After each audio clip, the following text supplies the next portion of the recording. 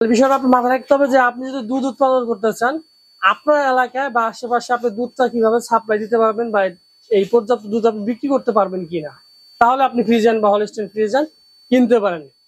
না হলে আপনি এই দেশি গুলা কিনতে পারেন। যদি 5টা দেশি গাভিও পালেন, দেখা যাচ্ছে দেশি গাভিতে প্রায় 2 লিটার 3 লিটার দুধ হয়, তো 5টা থাকলে দেখা যাচ্ছে 10 লিটার 15 লিটার নর্মালি আপনি বিক্রি করে মানে 500 যদি বাজার থাকে, এটা আপনি বিক্রি করতে পারেন। এটা খাবার খরচ তুলনামূলক কম। আপনার এলাকায় কি পরিমাণ মাংসের চাহিদা রয়েছে? আপনার শহর অঞ্চলে কিন্তু মাংসের চাহিদা বেশি থাকে, গ্রাম অঞ্চলে কিন্তু দেখা যাচ্ছে আপনার তুলনামূলক গরুর মাংসটা একটু কম। আসসালামু আলাইকুম, সবাইকে স্বাগত নিবিড় কৃষি চ্যানেলের নতুন আর একটা ভিডিওতে। স্বাগত জানাচ্ছি আমার যে ছোট্ট একটা খামার আছে সেখান থেকে। তো আজকে একটা বিষয় আপনাদের কাছে শেয়ার করার জন্য এই ভিডিওটা, আসলে একটা ইন্টারেস্টিং বিষয়। বিষয়টা হচ্ছে আপনারা টাইটেল দেখে বুঝে গেছেন যে আসলে সব ধরনের বা সব জাতের গরুতেই তো আসলে লাভ হয়, তাহলে আপনি পালবেন কোনটা? অনেক সময় অনেকে আমার জিজ্ঞেস করে যে ভাই কোন গরু দিয়ে আমরা শুরু করবো বা কোন ধরনের গরু পাললে আমরা লাভ করতে পারবো। তো তাদের উদ্দেশ্যে আসলে এই ভিডিওটা করা, যে আপনি আসলে কোন জাতের গরু দিয়ে এই গরু পালনটা শুরু করবেন এবং কিভাবে আপনার কাঙ্ক্ষিত লাভটা বা লক্ষ্যটা পূরণ করতে পারেন। এখন যদি সবটা জাতের গরুতেই যদি লাভ হয়, তাহলে তো আপনার কোনো রিস্ক নাই, পারলেই তো লাভ। তবে এর মধ্যে একটা বিষয় আছে বা কিছু বিষয় আছে যেগুলো আপনাকে মাথায় রাখতে হবে বা বিবেচনা করতে হবে গরু পালন শুরু করার আগে। এখন গাভী, আপনার হলস্টিয়ান ফ্রিজিয়ান, আবার ফ্রিজিয়ান এবং দেশি 3 জাতের গাভী আছে, বা জার্সি, বিভিন্ন জাতের আপনার এই গাভীগুলো আছে। সবটা জাতের গাভীতেই কিন্তু লাভ হয় যদি আপনি ঠিকঠাক এই গাভীগুলা নির্বাচন করতে পারেন, ঠিকঠাক প্ল্যান মতো খাওয়াইতে পারেন। তাহলে আপনি এখন কোনটা পালন করবেন? এখন আপনি যে এলাকায় এই গরুগুলা পালন করতে চাইতেছেন, আপনি কি করবেন? দুধ উৎপাদন করবেন, নাকি দেখা যায় বছর আপনার একটা বাছুর হলে আলহামদুলিল্লাহ এনাফ হয়ে যাবে? এইগুলো আপনার বিবেচনা করতে হবে। বা দেখা যাচ্ছে আপনার যে এলাকায় আপনার বাড়িটা বা যেখানে আপনার খামারটা গড়ে তুলবেন, 5টা বা 2টা যদি হলিস্টিয়ান ফ্রিজিয়ান কিনেন, মিনিমাম যদি 5টা থাকলে প্রায় 100 লিটার দুধ যদি আপনার প্রতিদিন হয়, তো এই দুধটা আপনি কিভাবে সেল দিবেন? আপনার ওই এলাকায় কি এই দুধটা বিক্রি করার কোনো সিস্টেম আছে কিনা? যদি আপনি দুধ বিক্রি করতে না পারেন, তাহলে কি দেখা যাচ্ছে আপনি প্রতিদিন 5টা ফ্রিজিয়ান বা হলিস্টিয়ান ফ্রিজিয়ান যদি আপনি পালেন, প্রায় প্রতিদিন 1002 টাকা বা 1500 টাকা ওদের পিছনে খরচ। তো খরচটা আপনি কোথা থেকে মিটাবেন? আপনি কিন্তু দুধ বিক্রি করে মিটাবেন। সেটা যদি বিক্রি করতে না পারেন, তাহলে তো, বা আপনার এলাকায় যদি এত পরিমাণ দুধের চাহিদা না থাকে, তাহলে তো এটা আপনার জন্য না। অনেক সময় আবার এই হলিস্টিক ফ্রিজার কিন্তু সমস্যাও আছে, এর রোগ প্রতিরোধ ক্ষমতা কিন্তু তুলনামূলক কম। এই জন্য অনেক সময় দেখা যায়, আবার আমি কিন্তু ভিডিওতে দেখাই, দেশি গাভীতে অনেকে লাভবান, বেশ ভালো একটা অ্যামাউন্ট কিন্তু দেশি গাভী থেকে পাচ্ছে। দেশি গাভীতে দেখা যাচ্ছে আপনার বাছুর তুলনামূলক কম দামে বিক্রি হয় বা গাভীটা কম দামে বিক্রি হয়, কিন্তু দেশি গাভীর হচ্ছে আপনার রোগ প্রতিরোধ ক্ষমতা এই ফ্রিজিয়ান বা হলিস্টিয়ান ফ্রিজিয়ান এদের থেকে অনেক বেশি। মানে নর্মালি আপনার রোগ এদের আক্রমণ করতে পারে না, মানে এটা অটোমেটিক বা জেনেটিক ভাবে, প্রাকৃতিক ভাবে ওর হচ্ছে রোগ প্রতিরোধ ক্ষমতা সম্পূর্ণ। তাহলে দেখেন আপনি, তাহলে বিষয়টা আপনি মাথায় রাখতে হবে যে আপনি যদি দুধ উৎপাদন করতে চান, আপনার এলাকায় বা আশেপাশে আপনি দুধটা কিভাবে সাপ্লাই দিতে পারবেন বা এই পর্যাপ্ত দুধ আপনি বিক্রি করতে পারবেন কিনা, তাহলে আপনি ফ্রিজিয়ান বা হলিস্টিয়ান ফ্রিজিয়ান কিনতে পারেন। না হলে আপনি এই দেশি গুলা কিনতে পারেন। যদি 5টা দেশি গাভিও পালেন, দেখা যাচ্ছে দেশি গাভিতে প্রায় 2 লিটার 3 লিটার দুধ হয়, তো 5টা থাকলে দেখা যাচ্ছে 10 লিটার 15 লিটার নর্মালি আপনি বিক্রি করে মানে 500 যদি বাজার থাকে, এটা আপনি বিক্রি করতে পারেন। এটা খাবার খরচ তুলনামূলক কম। এটাই তাহলে সিদ্ধান্ত আপনার, আসলে কোন ধরনের গাভি দিয়ে আপনি শুরু করতে পারেন বা শুরু করবেন। এরপরে আসেন আপনার ষাঁড় গরুর ক্ষেত্রে। এখন ষাঁড় গরু অনেক সময় অনেকে দেখায় বা আমিও দেখাই যে দেশি ষাঁড়ের চাইতে আপনার ক্রোধ জাতের গরু বাড়ে দ্বিগুণ।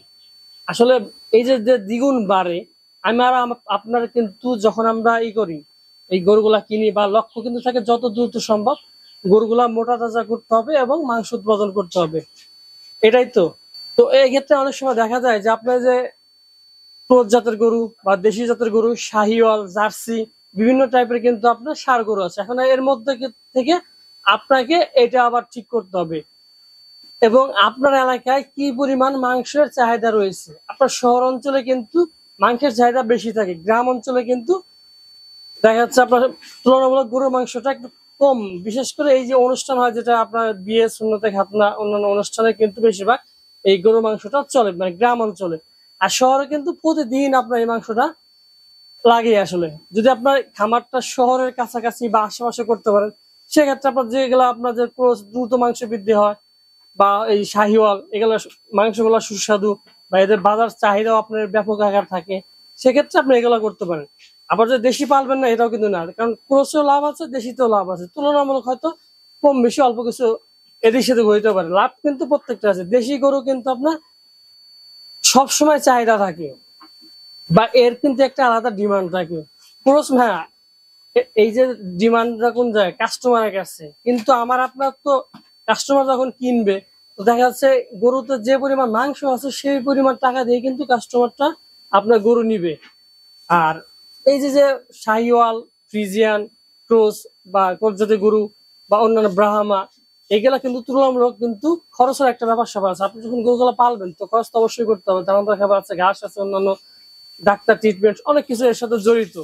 তো নর্মালি দেখা যায় যে আপনার ক্রস বা অন্যান্য এগুলার ক্ষেত্রে কিন্তু খাবার খরচ বা কস্টিং খরচটা একটু বেশি, পাশাপাশি কিন্তু দেশি গুলোর ক্ষেত্রে তুলনামূলক খরচ হচ্ছে আপনার কম। তো সেক্ষেত্রে আপনি এখন কি করবেন? যদি আপনার মূলধন কম থাকে সেক্ষেত্রে আপনি দেশি কিনতে পারেন। আর যদি আপনার মাংসের চাহিদা বা সাপ্লাইটা যদি ভালো বা চাহিদাটা যদি আপনার আশেপাশে ভালো থাকে, সেক্ষেত্রে আপনার শাহিওয়াল বা ক্রস এই জাতীয় গরু কিন্তু আপনি কিনতে পারেন বা এটা দিয়ে শুরু করতে পারেন। এখন অনেকে ওই যেটা বললাম আসলে লাভ নাই এমন না, সবটাতে লাভ আছে। আপনি যেমন ওই যে কথায় আছে না, যত গুড় তত মিষ্টি, তো এটাই আছে, আপনি যত খরচ করবেন তত আপনার বেনিফিটটা বেশি হবে। এটা আর কি, দেশি পাল্লায় দেখা যাচ্ছে আপনার খরচটা একটু কম হবে এবং লাভ তুলনামূলক একটু কম হবে। আবার এই যে হলস্টেইন ফ্রিজিয়ান বা ক্রোজ জাতীয় গরু বা শাহিওয়াল এদের একটু কস্টিং না বা খাবার খরচ রক্ষণাবেক্ষণ খরচ একটু বেশি। তো এটা আসলে অনেক সময় অনেকে মানে চিন্তা ভাবনা করেন যে বাবা জিজ্ঞেস করেন, আসলে এটা তাদের জন্য যে ভাই কি গরু দিয়ে আসলে আমরা এই এটা শুরু করব, খামারটা শুরু করবো, কোনটা দিয়ে করলে ভালো হবে। এখন এটা আপনার বিবেচ্য বিষয়, আপনি আশেপাশে চাহিদা কেমন আছে বা কোনটা চাহিদা কেমন, গাভী দিয়ে শুরু করলে যে বিষয়গুলো বললাম এটা মাথায় রাখতে হবে, আবার সার দিয়ে শুরু করলে সেটাও মাথায় রাখতে হবে। এবং কম বেশি কিন্তু অভিজ্ঞতা থাকা দরকার আছে। আপনার যদি ব্যক্তিগতভাবে আপনাদের ফ্যামিলি যদি কেউ গরু পালে তাহলে তো আপনার মোটামুটি একটা ধারণা আছে। আর যদি কখনোই আপনি গরুর সাথে না থাকেন, সেক্ষেত্রে আপনার আশেপাশে তো অনেকেই আছে যে গরু পালতেছে, তাদের থেকে একটু জ্ঞান মানে শেয়ার করার চেষ্টা করুন, পরামর্শ নেবেন। আর একটা বিষয়, গরু কেনার সময় অনেক কিছু আপনার মাথায় রাখতে হবে। সব ধরনের গরুতে আপনার লাভ আছে যদি আপনি ঠিকঠাক গরু নির্বাচন করতে পারেন, প্ল্যান মতো একদম পরিকল্পনা অনুযায়ী যদি লালন পালন করতে পারেন, কখনোই আপনি গরু থেকে লস হবেন না।